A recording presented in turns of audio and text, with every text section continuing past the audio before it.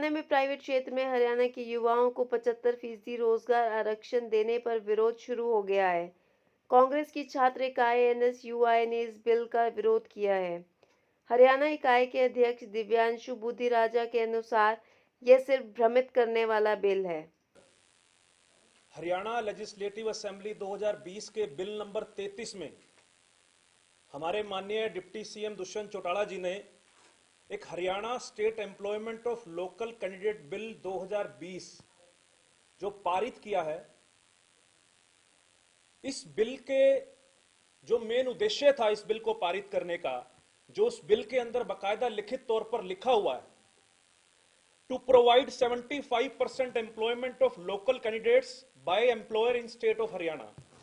अर्थात 75% जो नौकरियों के अंदर आरक्षण है, जो प्राइवेट कंपनीज के अंदर, वो हरियाणा सरकार इस बिल के माध्यम से हरियाणा प्रदेश के युवाओं को दिलवाना चाहती है। परंतु इस बिल से भद्दा मजाक और युवाओं की आंखों में मिर्च डालने का काम माननीय दुष्यंत चौटाला ने किया है। उस पॉइंट्स पे भी मैं आऊंगा कि वो ऐसे क्या पॉइंट्स हैं जिसको लेकर मैं ये आपके सामने बात कर रहा हूं। ये बिल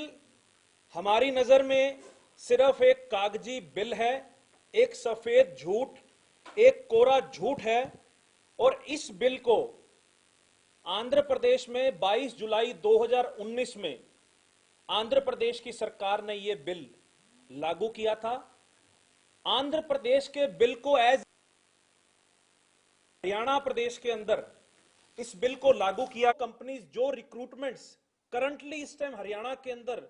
जो कंपनीज के अंदर है, उसके अंदर यह 75% जो कानून है वो लागू नहीं होगा। अपितु जो नई कंपनीज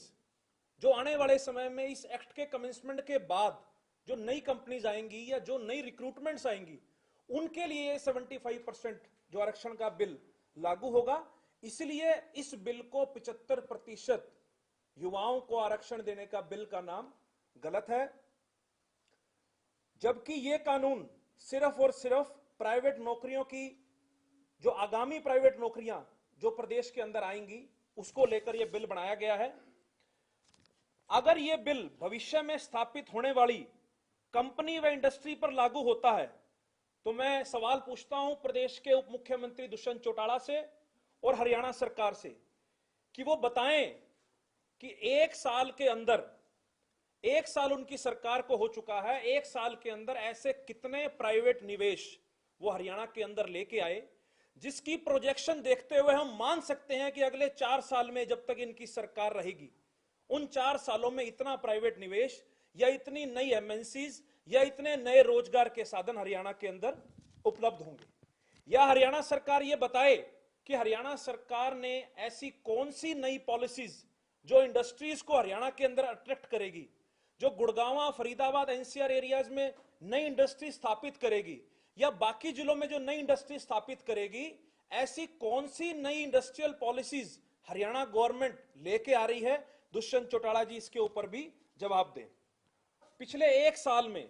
नई कंपनीज को लाने की बात तो बहुत दूर की है, उसके अलावा कई ऐसी कंपनीज जो पिछले एक साल में हरियाणा के अंदर अपना काम छोड़कर अपनी कंपनियां बंद कर कर बाहर पलायन कर चुकी हैं। और आंध्र प्रदेश का बिल जिसकी मैंने बात करी, आंध्र प्रदेश के बिल के अंदर बकायदा साफ शब्दों में यह लिखा हुआ है, जो कि हरियाणा के जो बिल है उसमें से माननीय दुष्यंत चौटाला ने यह मिस कर दिया। यह मैं आप सभी के सामने ये बिल की कॉपी, आंध्र प्रदेश एक्ट की कॉपी आपके सामने रखता हूं और मैं इसको प्रोनाउंस करना चाहूंगा। Provided that the existing industries, factories, joint ventures, projects taken up under PPP mode shall also ensure 75% employment to local candidates within a period of 3 years from the date of commencement of this act। अर्थात जो existing recruitments इस state के अंदर होंगे, आंध्र प्रदेश की मैं बात कर रहा हूं, 3 साल के अंदर आंध्र प्रदेश की सरकार उन सभी एग्जिस्टिंग रिक्रूटमेंट्स के अंदर भी 75% आरक्षण का बिल लागू करेंगे। पर हरियाणा के अंदर से बड़ी ही चतुराई से युवाओं की आंखों में मिर्च डालकर माननीय दुष्यंत चौटाला ने इस बिल के अंदर से यह पॉइंट गायब कर दिया। और ये 75% का बिल जो बड़ा बड़ा बिग बिग बोनांजा मीडिया के साथियों के द्वारा एक दिन की पूरी वाहवाही दुष्यंत चौटाला ने लूटने का काम किया,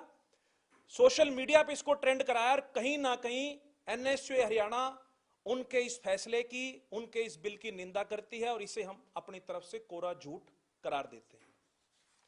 इसके साथ साथ जो दूसरा हमारा आज का इसका प्रेस कॉन्फ्रेंस में जो हमारा इशू है, जो हमारा पॉइंट है, उसके according department of medical education and research के 6/11/2020 के नोटिफिकेशन नंबर 16/17/2019 में हरियाणा सरकार के चिकित्सा शिक्षा एवं प्रशिक्षण विभाग द्वारा एक अधिसूचना जारी की गई। उस अधिसूचना के अंतर्गत हरियाणा के अंदर जितने सरकारी मेडिकल कॉलेजेस हैं उन सब की फीस को लगभग 20 गुना बढ़ा दिया गया। यह फैसला तब आया जब 15% कोटा, जो ऑल इंडिया कोटा के अंदर बच्चे एडमिशन लेते हैं, जब 15% कोटा 4 और 5 तारीख को विद्यार्थी लॉक कर चुके थे और उनको 6 तारीख को अपने कॉलेजेस अलॉट हो गए थे, उसके बाद हरियाणा सरकार ने यह फैसला लिया और उनकी फीस को 10-20% नहीं 20 गुना अर्थात 52,000 से वो फीस को लगभग 10 लाख रुपए सालाना कर दिया गया। एनएसयूआई हरियाणा मनोहर लाल खट्टर जी का, दुष्यंत चौटाला जी का, अनिल विज जी का इस फैसले की निंदा करती है और इस पॉलिसी आने के बाद इसके अंदर एक बॉन्ड नाम की एक चीज का हरियाणा सरकार ने सहारा लिया। हरियाणा सरकार बकायदा अपनी पॉलिसी में यह कहती है कि जो विद्यार्थी, मेधावी विद्यार्थी नीट की परीक्षा देकर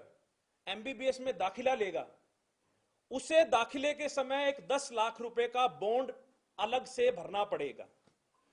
और अगर वो व्यक्ति, अगर वो विद्यार्थी 4.5-5 साल में अपनी डिग्री करके 10 लाख का बॉन्ड या तो अपनी जेब से चुकता करेगा या उसके बॉन्ड की जो वैल्यू है वो उसकी नौकरी लगने के बाद हरियाणा सरकार 7 साल का उनके साथ एक टर्म जो है बॉन्ड टर्म साइन करेंगे और 7 साल उन्हें एक सरकारी नौकरी करनी पड़ेगी।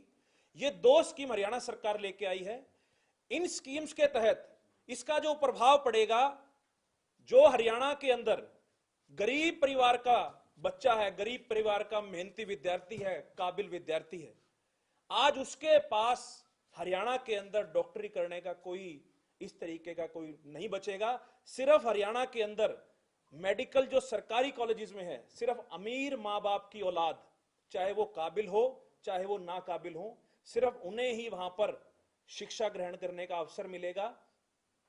और इसमें बड़ा ही इंपॉर्टेंट पॉलिसी के अंदर पॉइंट कहा गया, खट्टर साहब की कल भी स्टेटमेंट आई कि हरियाणा सरकार उनकी नौकरी, उनकी डिग्री होने के बाद उन्हें बकायदा नौकरी उपलब्ध कराएगी,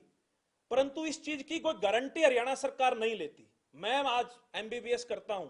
4.5 साल में मेरे पे लगभग 40-45 लाख रुपए का लोन खड़ा हो जाएगा।